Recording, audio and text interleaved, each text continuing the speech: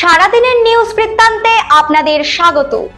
সারাদিনের বাছাই করা খবরের আপডেট নিয়ে আপনাদের সঙ্গে আমি অনিন্দিতা। আজকের বিশেষ বিশেষ খবরগুলো এক নজরে।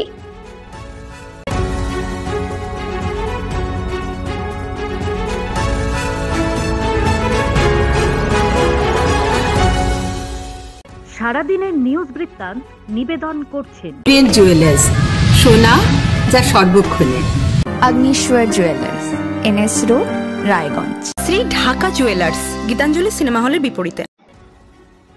রবিবাসরীয় প্রচারে সকাল সকাল রায়গঞ্জ পৌর এলাকার রাসবিহারী মার্কেট অঞ্চলে প্রচার সারলেন রায়গঞ্জ বিধানসভা উপনির্বাচনে তৃণমূল প্রার্থী কৃষ্ণ কল্যাণী। এদিন তার নির্বাচনী প্রচারে পাশে দেখা গেল রায়গঞ্জের পৌর প্রশাসক সন্দীপ বিশ্বাস সহ বেশ কয়েকজন কোঅর্ডিনেটরকে।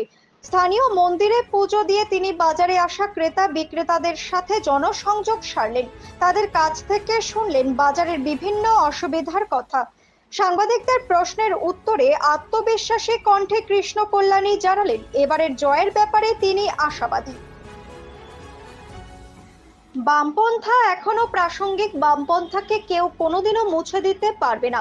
রায়গঞ্জে এসে এই ভাষাতেই নিজেদের আত্মবিশ্বাস জাহির করলেন সিপিআইএম পলিট ব্যুরো সদস্য তথা রাজ্যের প্রাক্তন মন্ত্রী সূর্যকান্ত মিশ্র।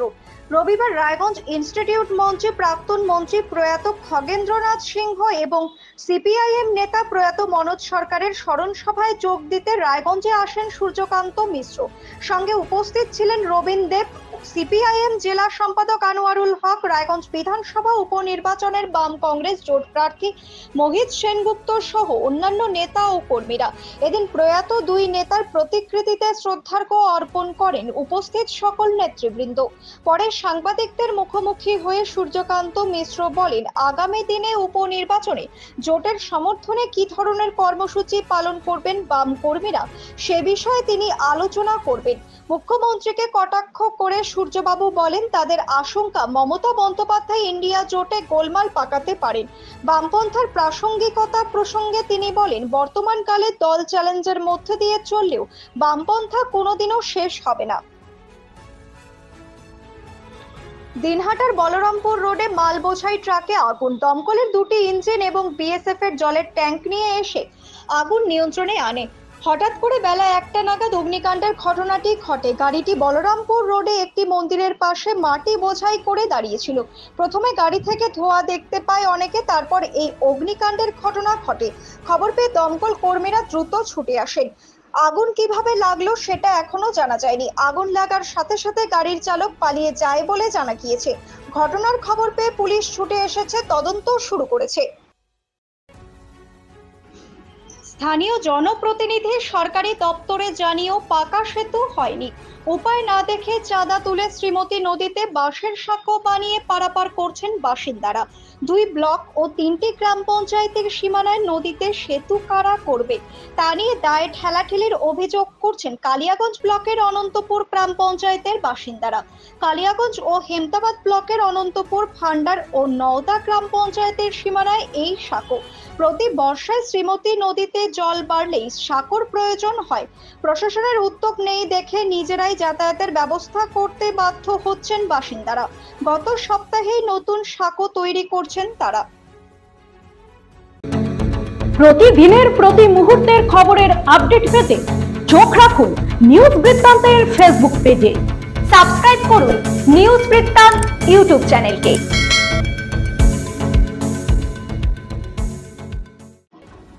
বাড়ির পেছন থেকে এক ব্যক্তির রক্তাক্ত মৃতদেহ উদ্ধারের ঘটনায় চাঞ্চল্য ছড়ালো চোপড়ার ভরতগঞ্জ এলাকায়।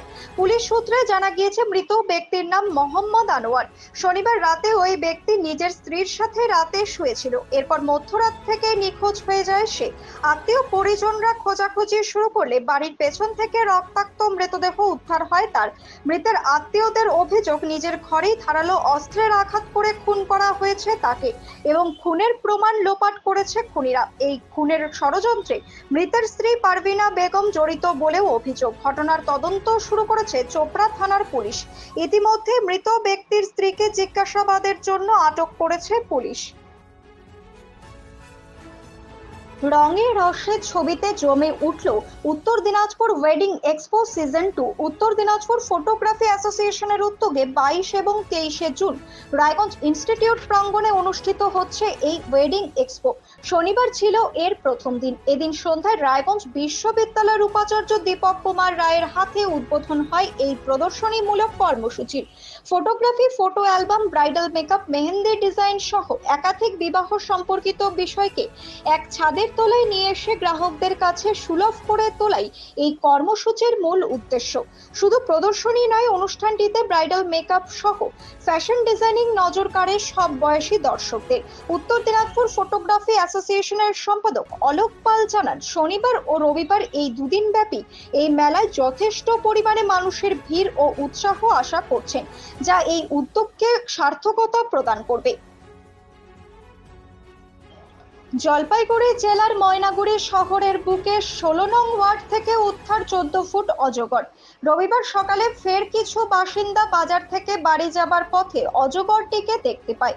কাতারে কাতারে লোক জমা হতে থাকে। খবর দেওয়া হয় ময়নাগুড়ি পরিবেশপ্রেমী সংগঠনকে। তারা এসে অজগরটিকে উদ্ধার করেন। পরিবেশপ্রেমী সংগঠনের সম্পাদক নন্দকুমার রায় বলেন, এটি বার্মিজ প্রজাতির পুরুষ অজগর। এই ওয়ার্ডের পাশে জর্দা নদী আছে, সম্ভবত কোনোভাবে এটি চলে এসেছে। অজগরটি বন দপ্তরের হাতে তুলে দেওয়া হবে বলে তিনি জানান। বুনো হাতির হানায় ফের মৃত্যুর ঘটনা সামনে এলো ডুয়ার্সে। গতকাল রাতে বিন্নাগুড়ি চানাডিব্বা গ্রামে বুনো হাতির হানায় গুরুতরভাবে জখম হয় শিবু রায় নামক এক ব্যক্তি। পরবর্তীতে তাকে বীরপাড়া হাসপাতালে নিয়ে আসে স্থানীয়রা। বীরপাড়া হাসপাতালে তার মৃত্যু হয়। বীরপাড়া পুলিশ মৃতদেহ উদ্ধার করেছে। মৃতদেহ ময়না তদন্তের জন্য পাঠানো হয়েছে। ফালাকাটা তরুণ দলের উদ্যোগে উদ্বোধন হলো শীতল পানীয় জল প্রকল্প। ফালাকাটা পুরসভার 9 নং ওয়ার্ড মাদারি রোড জেলা পরিষদ ডাকবাংলোর সামনে অরুণ দল ক্লাবের নিচে রাস্তার ধারে শীতল পানীয় জল প্রকল্পের উদ্বোধন করলেন ফালাকাটা থানার আইসি সমিত তালুকদার।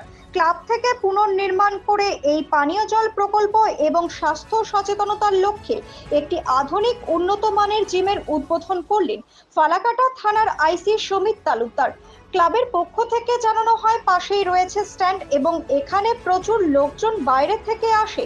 তাদের পানীয় জলের সমস্যা হয়, সেই কারণে ক্লাবের পক্ষ থেকে এই পানীয় জলের ব্যবস্থা করা হলো এবং স্বাস্থ্য সচেতনতার লক্ষ্যে এই জিমেরও উদ্বোধন করা হয়। সারাদিনের নিউজ বৃত্তান্ত আজ এই পর্যন্তই।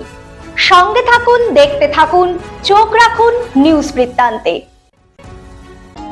নিউজ বৃত্তান্ত, হলুদ নয়, স্বচ্ছ।